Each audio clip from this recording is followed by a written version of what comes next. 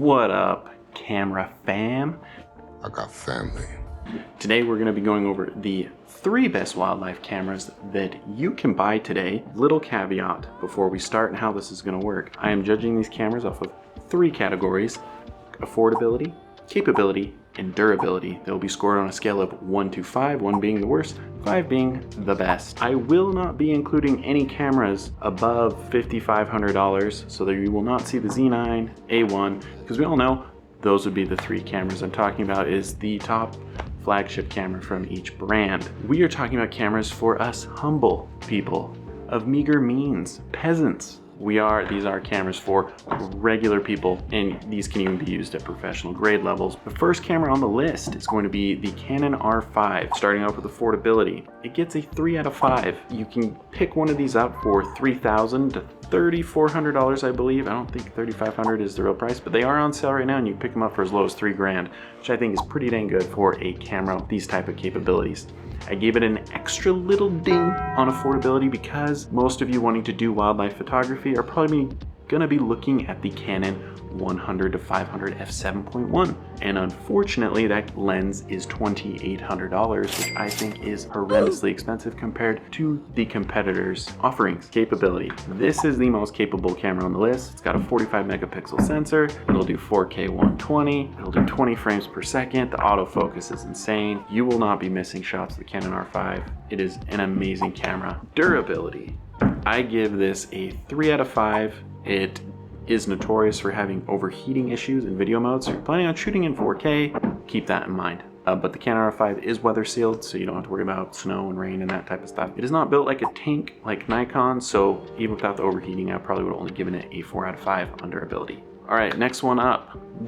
I have 2 cameras and they're tied because it just depends what you want, your preferences here, but they're both very, very capable. The Sony a7 IV and the Canon R6. You can pick up both of these cameras for less than $2,500. $2,500 is the retail, but I found them both on sale for, $2,250. I think maybe even one I found for around $2,000. So affordability, I give it a 4 out of 5. And capability, the Sony has a 33 megapixel sensor. It will do 10 frames per second, and it will shoot 4K 60 and HD 120. So we're a step down from that 4K 120 from the R5, but you are saving a significant amount of money.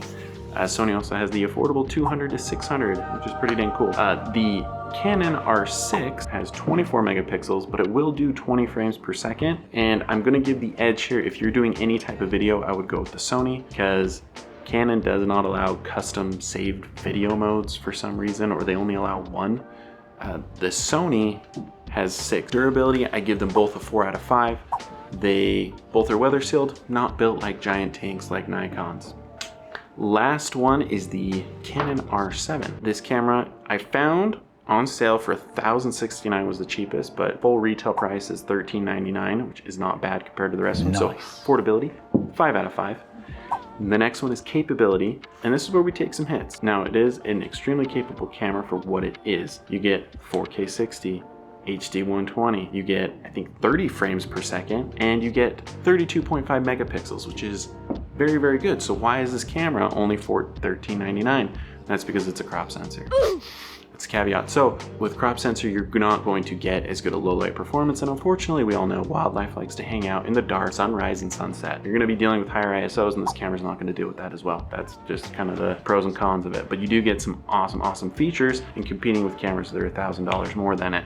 Durability, I give it a 4 out of 5. It's weather sealed, not built like a tank like Nikon's. So if you guys have been keeping track, the R5 got a score of 11, the A7 IV got a score of 12, and the R7 got a score of 12 as well.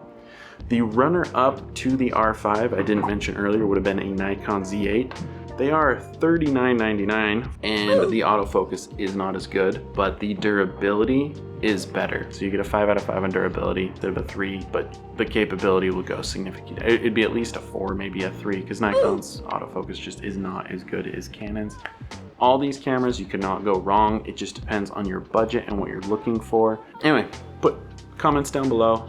Let me know what you think. What camera do you think is the best? What's your budget? What are you wanting to buy? Have you used any of these? Do you like them? Anyway, subscribe, like, comment, do your thing. Thank you.